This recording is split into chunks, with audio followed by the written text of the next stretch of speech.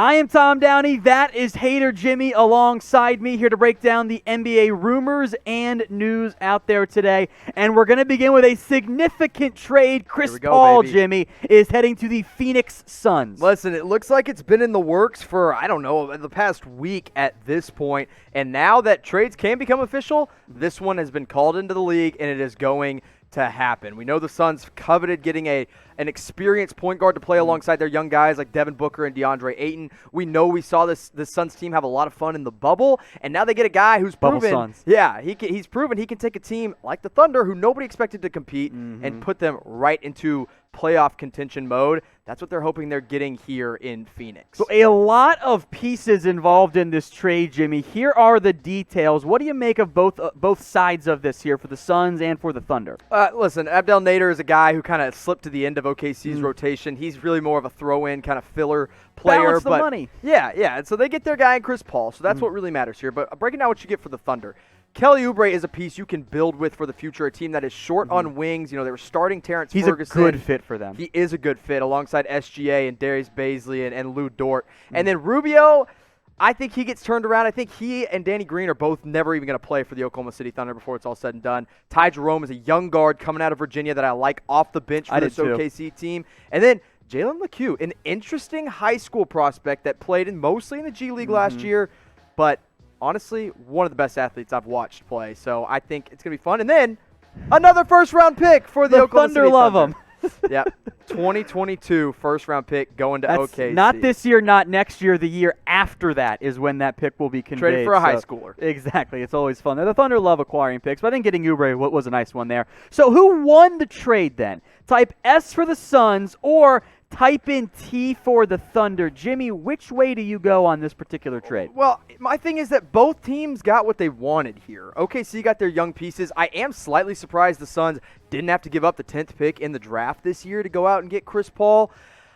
I'm leaning the Phoenix Suns here because they get the better player, and that's usually what I base it off of. But I do think the Thunder came away with a pretty good ransom in this one. I can't decide. I really want to give – I think the Thunder overall, from the moves that they've made, going back to the Russell Westbrook trade and then flipping Chris Paul into a very couple positive assets, I think from that perspective, even though I like this deal for the Suns, I think the Thunder deserve a lot of credit for the ability that they've been able to do and the ways they've been able to acquire all of these different assets. Yeah, Sam Presti is a magician in the front office, and really when he's probably talking to other teams, just highway robbery most of the time. This one's not highway robbery. I think this is a good value for Chris Paul, and that 22 first-round pick, let's say Chris Paul doesn't work out in Phoenix, that could be worth something at some point. Let's talk more NBA rumors now. This time around the LA Lakers. Jimmy, they are allegedly targeting one Wesley Matthews in free agency. Yeah, Wesley Matthews kind of makes up for the loss of Danny Green as they traded him away in the Dennis Schroeder trade, or which will be completed sooner rather than later. And here's the thing with Wesley Matthews. He's not Portland Wesley Matthews before he tore his Achilles, but he's also not getting paid like Portland Wesley Matthews. And for a veteran guy who's still a good defender and a consistent three-point shooter now at his career, and he kind of knows his role, I think it makes some sense as long as you're not paying him more than the mid-level exception. Yeah, and I don't think there'd be anything more than that for the Lakers, and I think he would be a decent fit, really more or less taking over that Danny Green role. If, in theory, you would think the shooting either stays the same, heck, maybe even goes up a little bit since, Anthony Davis and LeBron James are there to take so much attention. Danny Green got plenty of open looks last year. He just didn't hit as many as I think everyone was expecting him to, so I like the idea of Wes Matthews in L.A. Yeah, I think he could step into a starting role right away. He could come off the bench, but I think if they sign him, with all the news of the other guys that we're about to get into, I think he could be a starter in Los Angeles next season. So get your votes in. Should the Lakers sign Wes Matthews? A very simple yes or no question. All you have to do is type in Y for yes or type in N for no. You mentioned some players who might be leaving. One of them is Rondo, Jimmy. Listen, a Laker fan favorite. He's declining his player option. He wants to test his market really in free agency, and I don't blame him because at the end of the day, he was one of the big reasons they made the playoff push that they did. Now, during the regular season, Rondo was a little bit different, but there's already teams beginning to show interest, such as the Atlanta Hawks as they look for a backup for Trae Young, and the Los Angeles Clippers, who are hoping to steal Rondo away from their rivals in Los Angeles. Which is an interesting idea. I think the Clippers fit makes a little bit more sense to me than maybe the Hawks, but I think Rondo could be a good mentor for Trae Young. Maybe teach him a defensive thing or two. Yeah, maybe, but I don't think I want Rajon Rondo mentoring anybody in today's NBA. But at the end of the day, I think this is really – it makes sense that the Lakers traded for Dennis Schroeder because they probably already felt or knew that Rajon Rondo was going to be leaving in free agency. Look, the Lakers don't have money to pay these guys in free agency if they get more than the mid-level or a veteran's minimum. It's got to be cheap. So it would make sense if a team like the Hawks come calling who have all the cap space in the world to go ahead and sign a veteran like Rondo. You mentioned that Dennis Schroeder trade. That did result in the Lakers giving up their first-round pick, but maybe they'll buy one. The only way to find out, or buy a second-round pick, only way to find out is to watch the NBA draft live on Chat Sports. We'll have all the picks in before all the other networks do. We will be live an hour before the draft even gets started, breaking down all of the latest rumors and news, answering your guys' questions. So if you want to be a part of our NBA draft live coverage, head over to youtube.com/chatsportstv. That is our Chat Sports channel, and we'll be live for the entirety of the NBA draft.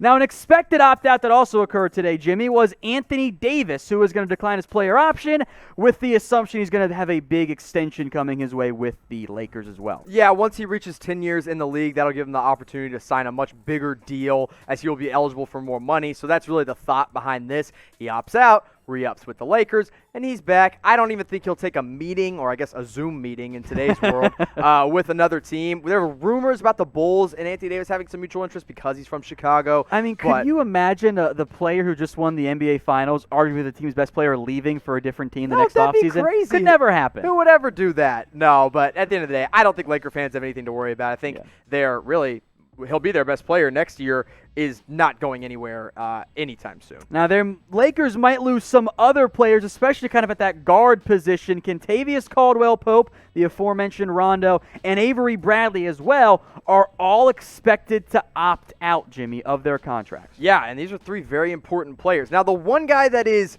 close or / not 100% sure what he's going to do is Avery Bradley, but he is leaning toward opting out of his $5 million option. Now, I think KCP is long gone. I think Rondo is long gone. I think Bradley will come back to the Lakers, though, because he will be their starting point guard next year. And I think he values that. I think he values being valued. And that's what the Lakers do with Avery Bradley. I don't think he's going to get much more than $5 million. Maybe he gets some extra years on that contract, but I mean, him opting out of the NBA playoffs, I think actually kind of hurt him in terms of income, because like the Lakers are like, oh, see, we don't need you, we're fine. Right.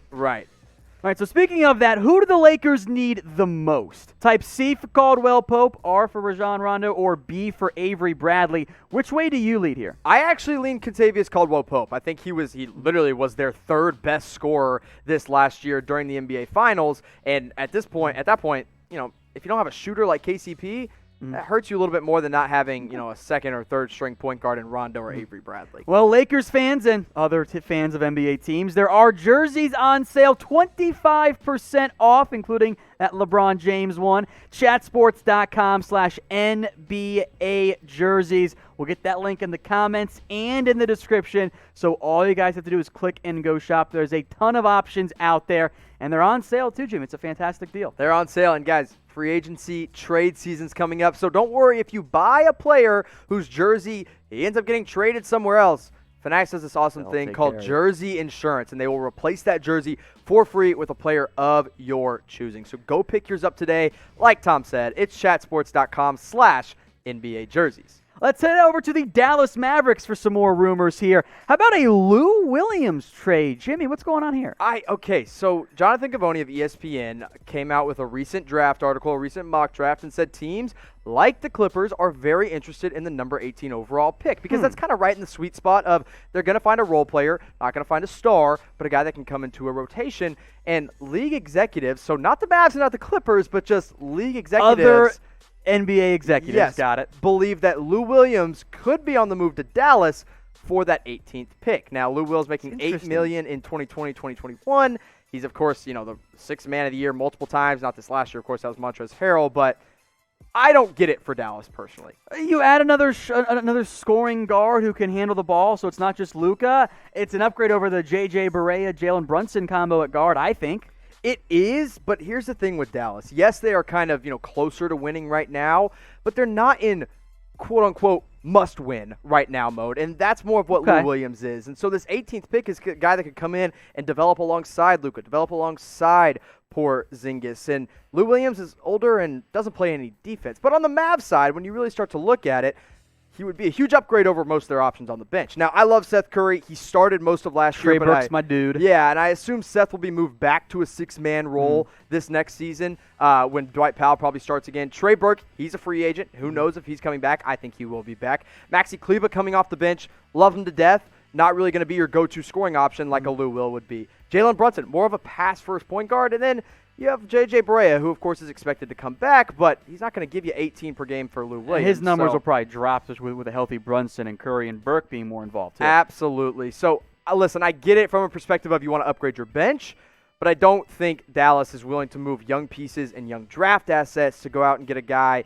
like Lou Williams who's going to hurt their defense when they were already the 18th best defense in the league, and they were already historically the best offense. There's just no reason to go out and get another offensive guy like Lou Will. All right, Mavs fans, we'll talk with some more rumors out there around Dallas in a second. But if you haven't already, go subscribe to our Dallas Mavericks channel at youtube.com/allthingsmavs. Hater Jimmy, always breaking it down for you guys, everything going on around the Mavs. So if you're watching on our Chat Sports channel, it's youtube.com/allthingsmavs. Or if you're watching on our Mavericks channel, well, you're already there.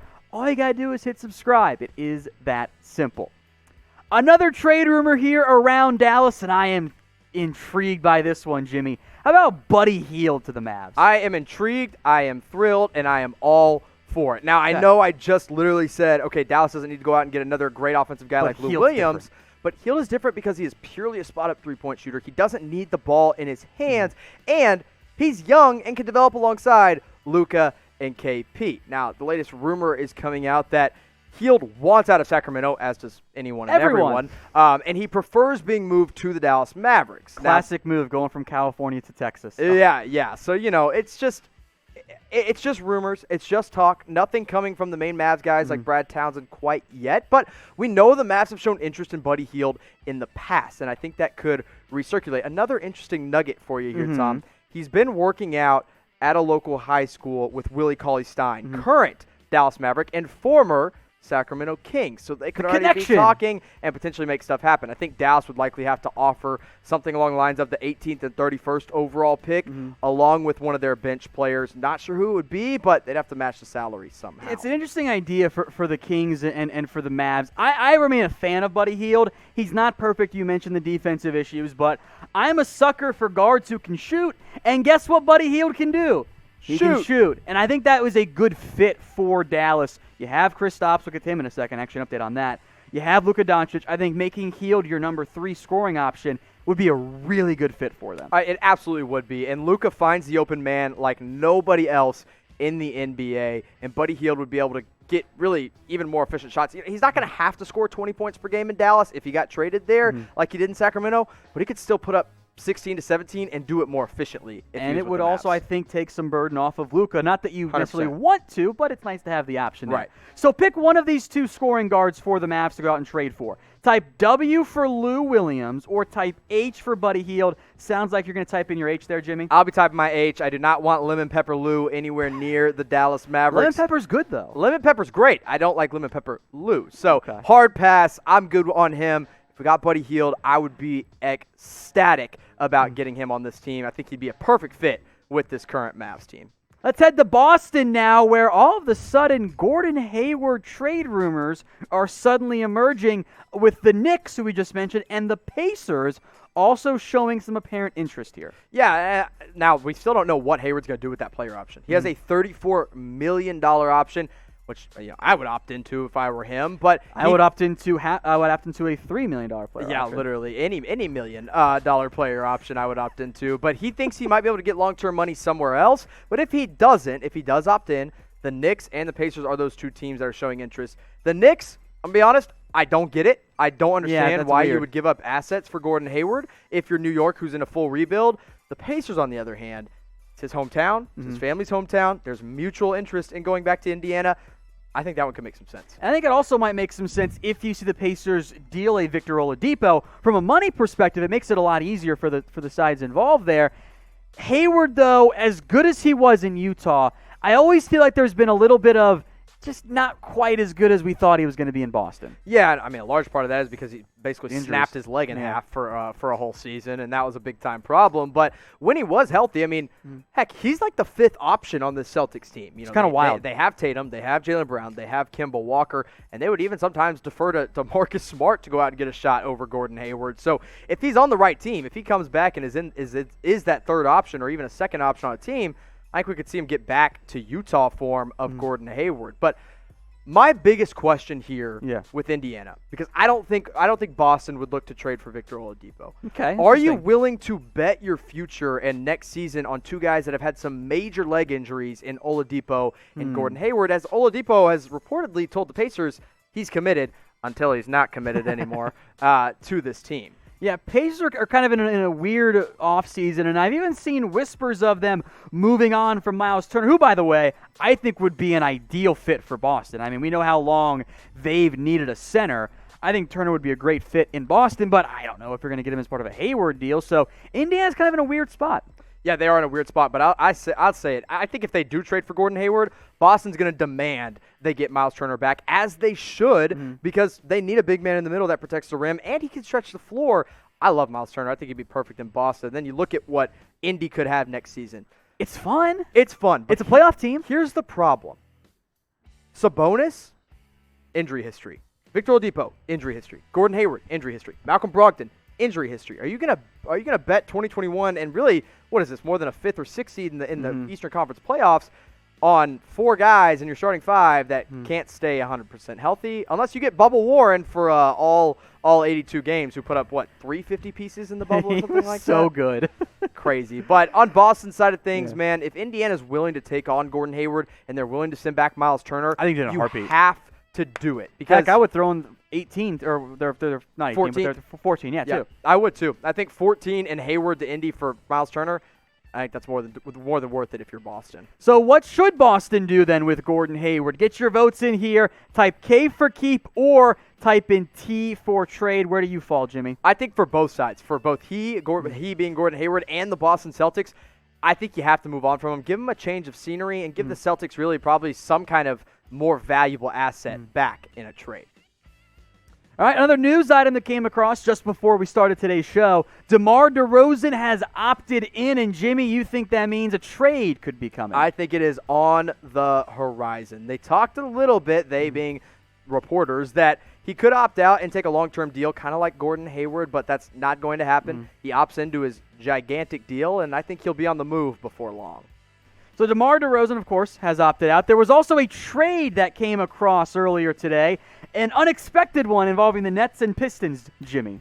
Okay, in the grand scheme of things, this trade does not matter all that much. However, Bruce Brown was a really good player for the Pistons last year defensively. He was a young up-and-coming prospect. Rajon Musa has not lived up to his first-round pick from a couple of years ago. A little late first still. Late first, yes, and so I guess there's still time. I don't get this move for Detroit. Okay. I am cash considerations, dude. The MVP. I guess, man. But Bruce Brown's a good defender. I think the Nets came out with a steal of this trade. All right, so who won the trade? You're going N for the Brooklyn Nets. If you disagree with hater Jimmy, all you Piston fans out there, type in your P again. Pistons got Musa, the forward, a 2021 second round pick from Toronto, and cash considerations. Get your votes in here. P for the Pistons or N for the Nets.